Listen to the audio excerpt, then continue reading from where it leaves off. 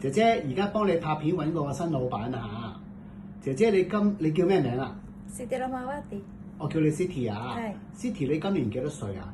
我今年41。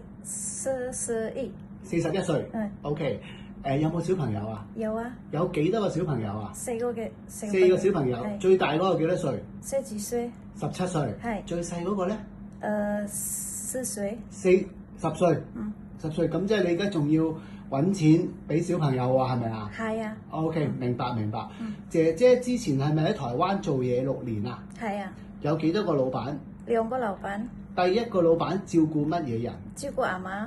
照顧阿媽。阿媽健唔健康啊？唔健康。唔健康，幾多歲？86歲。86歲。係。佢唔健康係直情唔行動不便。係啊。咁即係你要扶佢沖涼。係啊。去廁所。係啊。夜晚幫佢換片。係啱。OK，跟住仲要餵埋佢食。係。俾啲乜嘢佢食啊？通常食嗰啲豉飯。豉飯即係粥啦，煮粥俾佢食，都係煮粥嘅啫。咁3年之後咧就完約就翻印尼放假。係。放咗幾耐？大概3個月。3個月，跟住又再翻台灣做嘢啦。係。今次再台灣照顧咩人啊？跟住咧照顧嗰啲公公。一個阿公。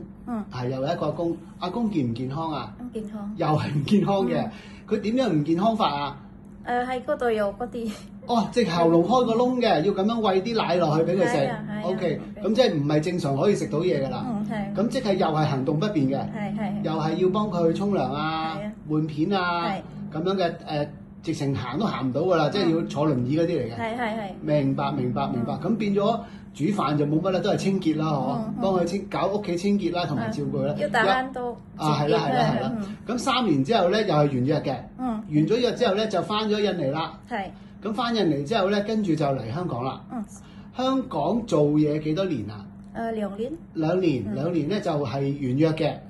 喺邊度做嘢？喺太古城做嘢。咁屋企有咩人啊？太古城4個人。4個人，先生、太太、2個仔仔。仔仔大未㗎？20幾歲。一個20幾歲啦，仲有一個咧10幾歲。10幾歲，咁都係讀緊書2個，係嘛？咁就先生太太使唔使做嘢啊？要返工。要返工嘅。咁你就負責做清潔啦。咁啊煮飯俾佢。係啦，自己使唔使自己買餸？要自己買餸嘅。煮飯識得煮啲咩餸啊？炒菜、蒸魚、炒肉。OK，蒸雞啊、煮雞啊嗰啲咁啦。OK，一般嘅廣東菜都識煮嘅。好。咁點解2年之後唔續約啊？因為嗰啲咩啊？錢冇出嗰啲咩嘅嘢都沒有出。每個月都好唔準時出糧俾你。要照顧小孩，照顧小孩。咁你照顧小孩咧，要俾錢翻印尼咧，就好唔方便，好危險。明白。咁就轉咗一個僱主。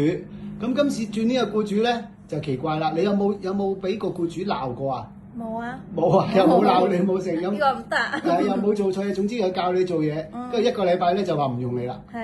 好，希望快啲幫你揾個新老闆嚇。唔該晒你，Siti，拜拜。唔該晒，拜拜。